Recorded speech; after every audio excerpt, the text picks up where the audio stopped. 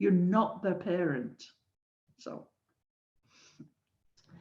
if you're not going to be a parent and you're not going to be an adult, there's not much left. You could be a child. And this, we all do this, but there are times that it doesn't work very well. There's two ways of behaving. The free child is the one who's more aggressive. They do what they feel like doing. If they want to jump on the furniture and draw on the walls, that's what they do. They don't follow the rules. Oh, so not following rules is childish behavior? Generally speaking, yes, it is. Hard to believe, but true. If you don't like a rule and you're a grown-up, then you do something about changing the rules. If you don't like the rule and you're a child, you don't follow them and you just behave badly. So that's how you behave more aggressively as a child. More passively, oh, they've been taught, like we all were when we were kids, play nicely, take turns, you have to share. And so they do that because they've been taught that that's what they should do. They're not doing it because they want to. They're not doing it because they understand that their turn is coming in a moment. So if you're behaving in that adapted way where you're doing things because you think you should do them, and things are going badly and you sulk or you're hurt and upset about things, but you're not saying it, sulking is usually the way to express that. That's childish behavior. And I would say that in the surgery, chances are you're going to slip into more parent mode. You're going to be the bossy parent, ordering the patient around, telling them off. Patients don't like that. Or you're going to be the nurturing parent. And the trouble with that is, it's like they'll talk you into doing things you don't want to do. Oh, but I don't want this tooth out. Can't you just put a crown on it? Yeah, you can put a crown on it, but when you stand up in front of the GDC and they ask you why you crowned this tooth, you're going to have to say to them, well, I didn't like to tell the patient it wasn't a good idea. Well, that's unprofessional. It's unprofessional behavior. So this is what an adult's like, though reasonable, calm, thoughtful, they think clearly through difficult issues to an effective, workable solution. They don't bully people. They respond reasonably and appropriately. So this is how people view themselves. So for everybody out there, when you're behaving, you already know which is your preference. An assertive person thinks of themselves as somebody that actually my views and thoughts could make a contribution here. They're not thinking, I need to get my own way because I'm right, or they're not thinking, oh, I'm very quiet, I haven't got anything to say here. They're thinking, I could make a contribution here. And that's true of all of us. Every one of us has a contribution to make.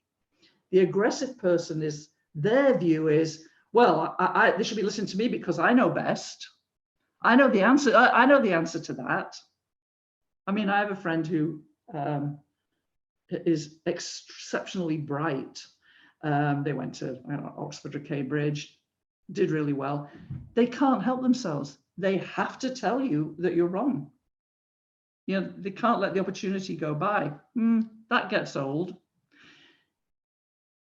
We don't realize that always knowing best, there are times when the best thing to do is to say nothing. You could make a contribution or not. Passive people, they look at themselves and they think, well, I don't really have anything to say here. I don't have anything to contribute. Not true. Unfortunately, this is how you feel about yourself, but this is what other people see when they look at you. So if you're assertive, people think, oh, they're always fairly confident, and they do balance their needs and the needs of others. They're a fair person. It's a really wonderful thing to say about somebody. If you have a boss and they are fair and they treat their staff the same and they treat their staff well, that's a really good thing to do, to be fair, to balance the needs of one against the other. This is how people are going to look at you if you're assertive. If you're aggressive, people look at you and they go, oh, they're overconfident. Why do they have to bully everyone to get their own way? And they always think they're right. They always come first. That's how other people are looking at you if you're aggressive.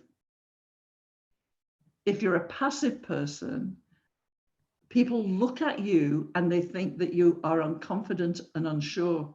You may be very sure, you're just not saying anything. And people think, well, they're just happy to sit back and let others take the lead. We don't really have to consider them because they won't mind if we put them last. They won't mind if we say to them, oh, and by the way, if we do, Friday morning, if you do Friday afternoon, that'd be great. It's almost not even put like a question, will you? It's like, will we put you there? None of us wants to do it, so you're doing it. Because they think a passive person isn't going to say anything. Chances are they're right. That's the perception, but this is what's happening inside. If you're assertive, if you're a person who can say what you want, this is how you feel inside. You feel quite assured, you feel confident, you feel happy and confident, and you're able to deal well with conflict. Why? Because you're not avoiding it and you're not seeking it out. If it comes your way, you're dealing with it in a straightforward way. Next one is really good to know if you have an aggressive patient in the chair, and also for yourself if you have the willingness to look at this.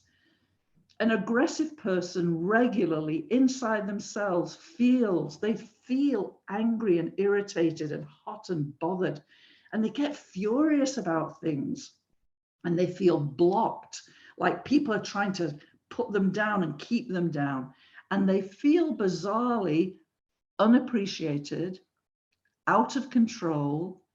They're hyper aware, watchful, waiting to be attacked, which is it's the opposite to what you think. If you've got an aggressive patient in the chair, you feel like you're the one being attacked. But what they're doing is attack is the best form of defense. They feel like they're the ones that are out of control, and you're not hearing them and you're not appreciating them. And so what a wonderful thing to know, that if you have an angry patient and you can develop some empathy and begin to understand that that's how they're feeling in that moment, that you can relate to them in a way that's going to help with that. Be able to say to them, oh my goodness, you just, I can see how unhappy you are right now. What can I do to help? What's the problem? So that they begin to feel that they are appreciated. And they're people who really are aggressive, who become physically aggressive, that feeling of being totally out of control is extremely frightening. It is for us if you're on the outside of it, but it is